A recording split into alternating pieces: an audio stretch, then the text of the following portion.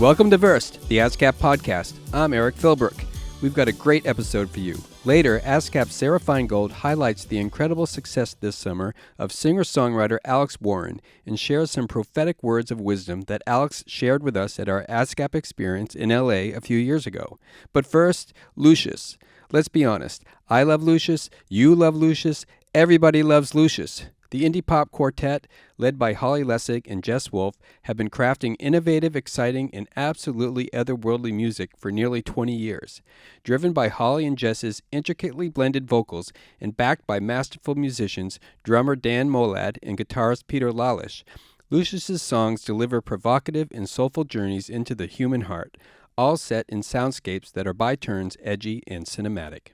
Earlier this year, the Grammy-nominated group released their fourth studio album, a highly anticipated self-titled album that is their most personal and purposeful work to date. It finds the band returning to their roots with 11 new songs produced by Dan Molad that explore topics such as relationships, grief, and life's complexities. Rolling Stone calls it the best album of their career, and The New Yorker said it reaches the pinnacle of a vibrant, harmonic enterprise. To Lucius's ever-growing legion of fans, the new album is yet the latest surprising evolution of an incredible band. Throughout their acclaimed career, Holly and Jess have also become some of the most sought-after collaborators in popular music, thanks to their cosmic vocals. They've recorded and performed with artists such as Joni Mitchell, Jackson Browne, Grace Potter, Goose, The War on Drugs, and many, many more. I had the pleasure of catching them at this summer's Newport Folk Festival, and the love and respect for Lucius is palpable, both on and off the stage. The group is kicking off a new leg of their extensive Gold Rush tour, which starts with an appearance at the All Things Go Festival on September 26 in Columbia, Maryland, and you can catch them throughout October and November at venues across the country. But here, now, is my conversation with Holly Laessig and Jess Wolfe of Lucius. Jess, Holly, welcome to Verse, the ASCAP podcast. Thank you for having us. I'm so excited to talk to you two. I've been a big fan for many years. There are so many people here at ASCAP that love you as well as the rest of the world. But it's been 20 years, and for the uninitiated, you two originally met as students at Berklee, but I was going to start by asking you to paint a picture of who you were each as artists or people at that time, and which came first, the music or the friendship? They sort of came at the same time, but the friendship would probably come first. Like, we were acquaintances at first. Mm-hmm. I think the deep friendship came once the music started. Yeah.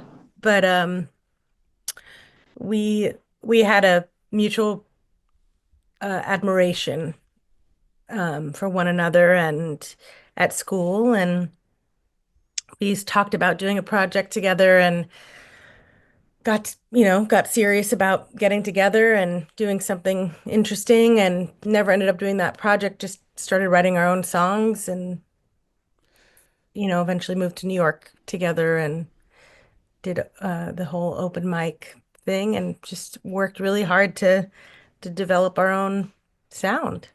So as part of that process of getting to know each other and learning about each other, was there a common love for certain singing groups or certain styles of singing together that you ultimately, made unique in your own way, that kind of like you were pursuing that sort of that magic of two voices coming together like that?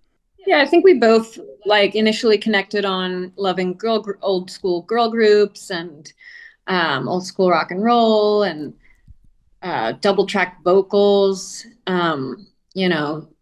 Beatles tracks and Elliott Smith songs, and the way that they used vocals in the studio as double tracked. And we loved the idea that we could maybe do that live as well if there were actually two of us. Right. So yeah, I think that was a big part of why we initially started making music together. So Brooklyn back in the late aughts, I guess that's what we called it, was a much different place than it is today. Once you made the choice of joining forces, and bringing in some other incredible musicians, how long was it before the Lucius that we know and love today came into being? That cinematic musical Wonder Twins from another world sort of thing. I think that there was a part of it that was just innate to us singing together that we didn't discover until we started singing together. And then, a lot of it is just exploring over the years and spending so much time with another person's voice. And that just sort of, it just sort of became, I mean, not to say we didn't practice and stuff, but uh, which because we did. I mean, we spent a lot of time really just like writing and exploring, and it wasn't necessarily like, yeah, I don't know. I mean, I think it was just time and um, attention to detail, uh, but also just something that was sort of innate to the two voices as one. Right. Mhm. It was the discovery of that that really was like the aha moment, I would Right. say. I mean, you did achieve this rare feat in creating, for lack of a better word, this entity that is greater than the sum of its parts, like a combined person, but with a power all her own. I'm curious to know how that affected your songwriting. Did you write for that person, that combined person, or did you write for yourself and then bring it to the band and to each other, and then it became something else? I think like whatever we write is that voice. Like, it just whatever we sing is that voice. So we didn't have to really think about, what like a particular song, writing a particular song for the voice, I guess. Mm-hmm.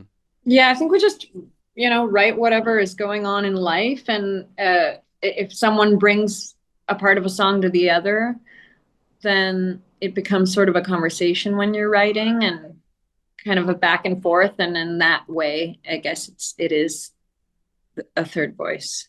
Right. Mhm. I mean, but you also play as a band. You know, there's only so much space when you're creating music with instruments and voices. Is that something that you've had to wrestle with in terms of finding where the music needs to kind of come to the fore and where the vocals need to sit within the music? We've been very lucky to work with our bandmates who have worked with singers for a long time and who have a real understanding of complementing the vocal and making the story shine, and not kind of like overwhelming anything unless it calls for that for dynamic purposes. Right.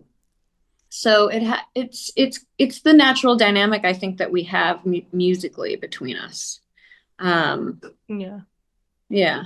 So it's not overthought, but I think it's coming from different, from all of us in different ways. Right. As I mentioned, I've had the pleasure of seeing you perform multiple times at the Newport Folk Festival.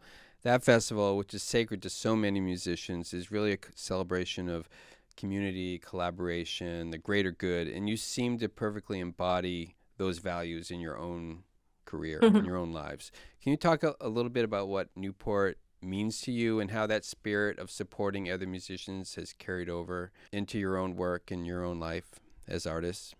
I mean, it's really the like most collaborative festival, I think, on the planet. So I think we're natural collaborators. We collaborate the two of us together.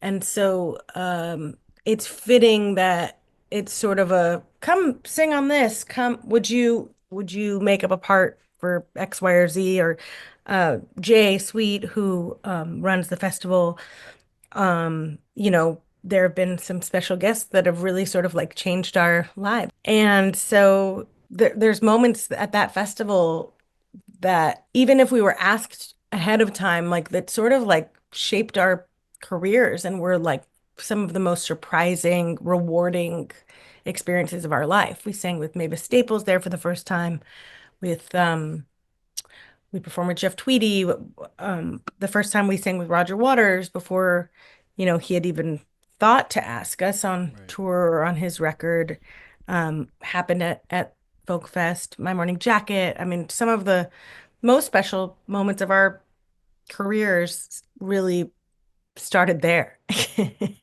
And so if you look at the list of all the artists that you've recorded with and that you've, joined on stage. I mean, you elevate every set, every song that you become a part of.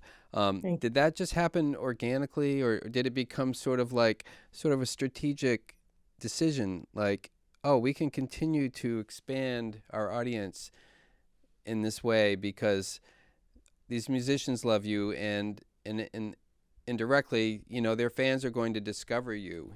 And I'm sure that people keep discovering you at this stage in your career because of that approach. I'm sure that it has brought about a new audience or like different ears to our own band, like having performed with Roger and Joni and all of these just legendary, brilliant people. It's also expanded our musical identity and how we approach music and how we approach a show. It's definitely not something that we were like, this is a good business decision or something, like it had to feel natural. Honestly, at times it might have even hurt us the amount of collaboration because people start to assume that we're background singers. Right. And this has been, and not that there's anything wrong with that, but just because we have our own band and we've been working, for many years to try and grow and build and evolve. I think sometimes it confuses people, but all that being said, I mean, we are just natural collaborators. We collaborate every single day, the two of us. So it makes sense. And we're so used to singing together. So it is an automatic choir of sorts. I think there is a little bit of the blessing and the curse in it, but mostly it's just been such a, again, some of the more special moments of our lives. Right. Speaking of evolving as a band, you just released a new album just a few short months ago. It's self-titled, which to me signals that you're trying to say more with less. It's like presenting who you are anew in a way. You've had a lot of changes in your life. You've come a long way. What does this self-titled collection of songs mean to each of you now? I mean, it just felt natural and right when we were thinking of the title to call it Lucius, because I don't know, the songs all just felt really honest. We all felt really unified in kind of like where we are in our lives right now and setting roots and feeling comfortable just being ourselves and with families and being home and this like sense of domesticity. And so the idea of such a homey feeling, it felt like, why not call it ourselves? Right. Yeah, it's been such a wonderful record to tour because it just feels like we're here in this super honest place right now. With kids screaming in the background. Hopefully you didn't. Case in point, right? If you were to mentor others on the art of harmonizing, what would be some of your golden rules that you could pass on to some of your fellow emerging artists? Well, for example, how do you decide when to harmonize when you're recording, performing, when to sing in unison or to separate your voices? I think the lyric usually is directing us, whether it should stay like personal and singular versus whether it should add dynamic and grow and build. Yeah, I think the story usually is the first thing that dictates that. And once we're like building the music, I think it evolves, the dynamic evolves. Yeah. And there's been a couple times too where because it comes very naturally to harmonize and layer. And there have been a couple times where we've done that and then taken parts away because it felt like, well, this needs to feel more intimate. It needs to feel like you can hear the person's voice. So that has also happened. But. That's true. As connected to that, what are the elements of collaboration? Like what needs to be present for there to be a successful collaboration within your own band or with other artists? Like what needs to be in the room for something really positive and special to happen? I think in our case, it's like letting people do what they do, like being open to just letting people express themselves and do what they do best. whether it's in your own thing or in their thing, like I think you get the most out of us when you kind of just let us do our thing. Mm-hmm. We always tell people like, we'll just try a bunch of things and you can keep whatever you want. And most of the time they end up keeping everything because, they appreciate or whatever. We end up getting to explore and creating something specific to their song or to their story. I think that's when you get the best out of us. And I would assume that it would be similar from others Mm-hmm. or to others. Yeah, I was gonna say pretty much what she said, which was just like curiosity and seeing where the other person might take something. And I mean, that's always the most fun part is when you go into a room and you come out with something that you would have never been able to make on your own. And that's exciting. And it usually is that way for all parties in an ideal scenario. So You're both new mothers, correct? Mm-hmm. Okay. So as relatively Holly's a mom of two now. okay. She's So as that. mothers raising children, which it would seem to an outside observer that you harmonized these big life events so that you could support each other in this way as well. How have you blended motherhood into the lives as music creators? I don't think that we have had a choice in the blending into the lives, but I think we are helping each other navigate and maneuver and, make it work and figure it out. Yeah, I mean, it is hard. It's all hard. It's hard to be a touring musician and a creative person that's constantly moving. It's hard to be a mom, and it's hard to do the both of them together. Right. I feel like we've really like done our best and are pretty thoughtful and pretty easy considering how trying it can be. And I also think that we happen to have resilient kids, and I think most kids are pretty resilient, but That's true. That's true. 'cause, you know, it's a hard life sometimes, going, and not having just, sort of the steadiness. So I don't know. I feel pretty proud of us. We did just get off of a very challenging tour, so I'm sure I'm also just a little worn out at the moment. Well, you keep doing what you do best, and ASCAP will keep collecting royalties for you and making sure you've got Thank you. money coming in. So, thank you, Jess. Thank you, Holly. Thank you. Yeah, thanks for being ASCAP members. We do Thank you so much. Always have been. appreciate you talking to me today, despite the challenges. And yeah, we'll see you out there on the road. Oh, good. Yeah. Thanks for having us. Thank you so much. Once again, you can catch Lucius on tour this fall. Check out their website at ilovelucius.com for all the dates. Now, I'll pass the mic over to ASCAP's very own Sarah Feingold. Songwriter Alex Warren has had a massive breakout year, with his single, Ordinary, sitting at #1 on the Billboard Hot 100 for 10 weeks and taking the #1 spot on Billboard's Songs of the Summer chart, among other buzz, accolades, and viral pop culture moments. However, this was no overnight success. Alex has been working hard to harness the power of social media and build his fan community for years. With his star rapidly on the rise, we felt it was worth revisiting the words of wisdom he shared at the ASCAP Experience in 2023 as part of the Building a Music Career in the Social Media Age panel. Overall, what we're chatting about today is social listening and how to have a career in this age through social media. And I think, Alex, with you, I think you've kind of nailed it on the head a little bit. And what's funny is I don't, we've always only known each other for like 24 hours now. Yeah. But Go way back.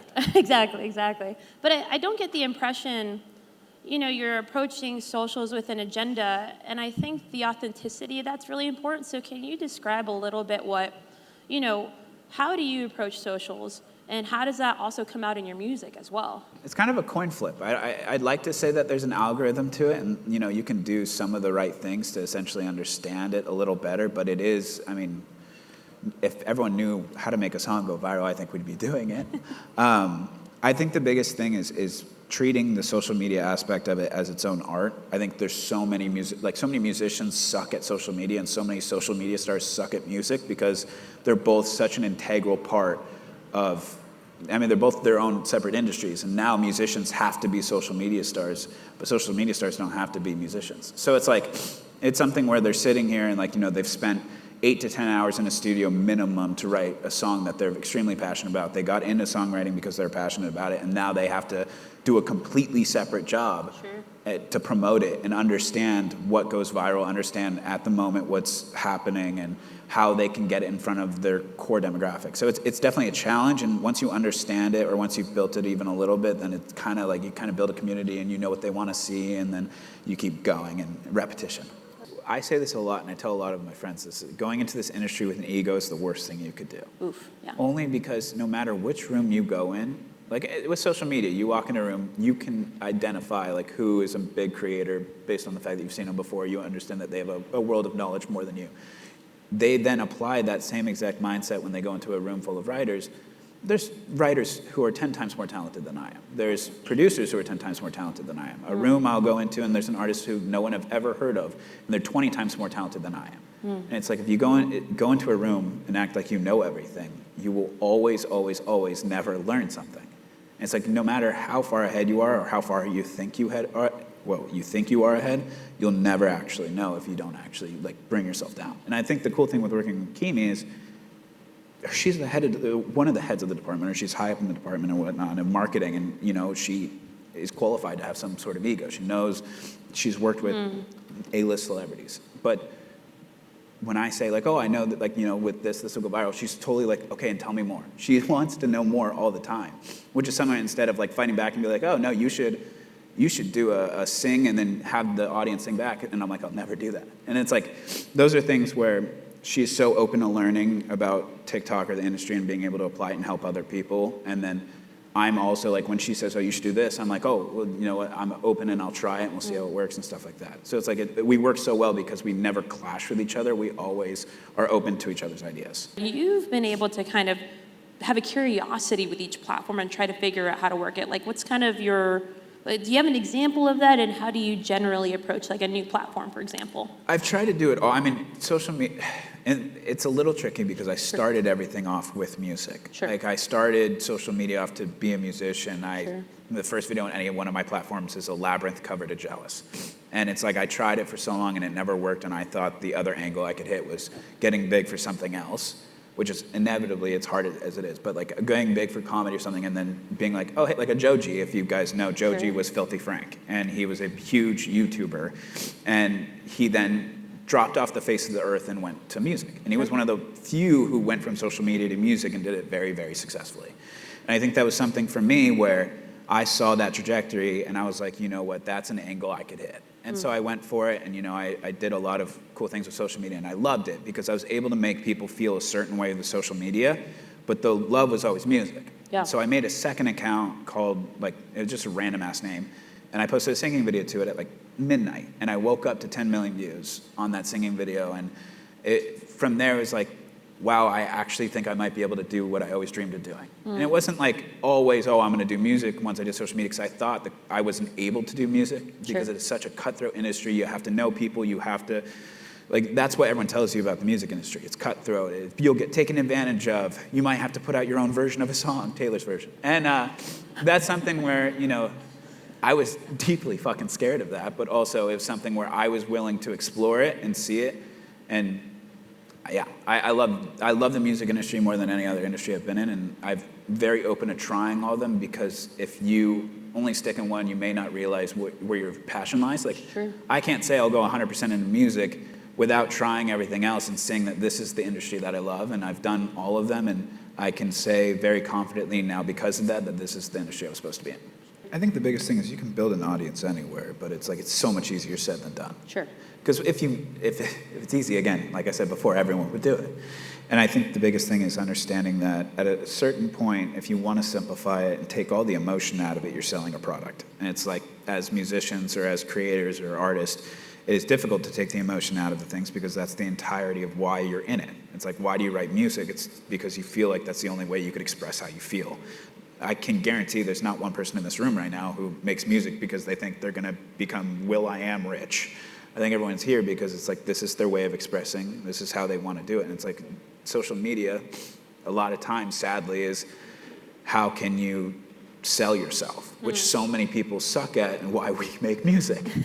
And I think the thing is like the best way to think about it, and I know we're sitting up here saying, oh, Snapchat and all these things, and it's like, yeah, but how? And at the end of the day, it is a little bit of, it's a lot of luck, and once you get it, you can kind of like, you kind of have to figure it out. But I'd say just authentically post about yourself, post about your music. I think anyone in this room right now who's written a song about a tough time they've gone through or maybe a happy time in their life, tell the story and people eventually will listen. I think if you tell it enough where you figure out like what's worked for other people and how you can put it and apply it to yourself, it becomes infinitely easier instead of just overcomplicating it in your head. My whole thing was like I don't write off a lot of things. Like I'll do anything kind of on social media. Like I'll do whatever trend or whatever I see, and that actually helps. I think a lot of times when there's a trend or something going on that you see multiple people taking part of, if you do your own spin on that trend, it'll bring more eyes to you because it was different in some way, and people don't want to see the same thing over and over again, but a variation of the same thing that's worked. And that's the thing is everyone's like, oh, how do I be so different when everything's been done?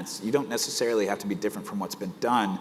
It's more taking what successfully worked and making it your own or making it something palatable that someone hasn't seen 100 versions of. Totally. And I think that was for me, like I started off doing vlogs, and then I started doing videos with my fiance, which started getting traction. And the first video did really well, and I was like, okay, how do I replicate this? And so I did numerous versions of it. Or like the singing video I did really well was me and her singing. So I'm like, okay, I'll do a bunch of those, and I'll do them differently. And I'll, if you have a baseline, you create a trust with the people who saw it already. So let's say a video does really well and there's a structure to it. How do you replicate that structure but keep the content of itself different so that way they don't feel like they're watching the same video? It's the same thing as a song. You have a verse, you have a pre, you have a chorus. Then you have a second verse, pre, chorus. And then you sometimes have a bridge or a post-chorus to a crescendo and like a down chorus. So whenever someone hears a down chorus, they automatically in the ear think, oh, this is going to have a huge thing, and I'm waiting for it. I'm building to something. Or in dubstep, you hear the drop the bass. And it's like all of a sudden everyone's like, oh, fuck yeah. Woo! And so it's like if you build that expectation with an audience who already saw you once, they're going to know something's at the end, retain the information all the way throughout, and then you can use that to your advantage. So if you're trying to promote a song, and let's say you tried making a video to your song and it didn't work, but then you found success in another version of content in itself, which is not rare to do if you're posting 3 or 4 times a day on any of these social media platforms. Okay, you found success in that one thing. How do you replicate it, but get people to listen to your song? So let's say I did this a lot of times with Chasing Shadows. I didn't have any success with promoting it that way, so then I started making like something that worked with my fiance, and then I put Chasing Shadows in it. And then I saw on my For You page, someone got in a car accident, and instead of calling for emergency services, they were playing a song on the radio. I think it was like, hands up, play that song, that thing. And it was like, his hands were up because he was dangling in the fucking car. And I was like, holy shit, that's hilarious. So I bought a car, flipped it, got in the car, and then played Chasing Shadows. And so it's like, that's the thing where it's like, I replicated something so obnoxious that people would be like, okay, I have to engage with this. And I'm very in a privileged position where I can afford to do that. So I'm not saying go flip a car and promote your next single. But I'm saying it's a lot easier to replicate things that you've seen on the internet and use it to your advantage because, let's be honest, the minute you have a viral video, someone's going to do the same thing. That's how social media works. Hey ASCAP family, have you downloaded the ASCAP mobile app yet? Music creators are always on the go. With the mobile app, you can take care of all of your essential ASCAP business wherever you are. The app is loaded with features. You can get a snapshot of your latest royalties. You can register a song you just wrote, even before you leave your co-writing session. Our guided registration walks you through the whole process step by step. Or you can use Data Health Check. It's so useful, it scans your catalog and finds missing metadata that can help you get paid. And there's so much more. Events and career opportunities, how-to articles curated based on your interests, and lots of insights into where your music is getting played most. With the ASCAP mobile app, managing your ASCAP music is in your hands. Download it for free in the App Store for iPhone or Google Play for Android. Find out more at ascap.com/mobile app.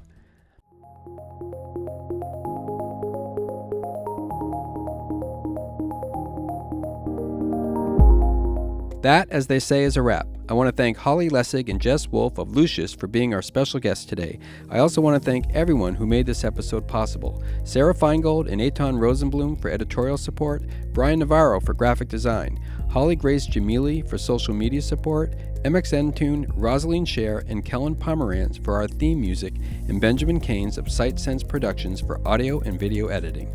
If you like what you hear on Versed, please tell your friends, comment on our YouTube channel, and share the podcast to help us grow our community. Keep the music flowing.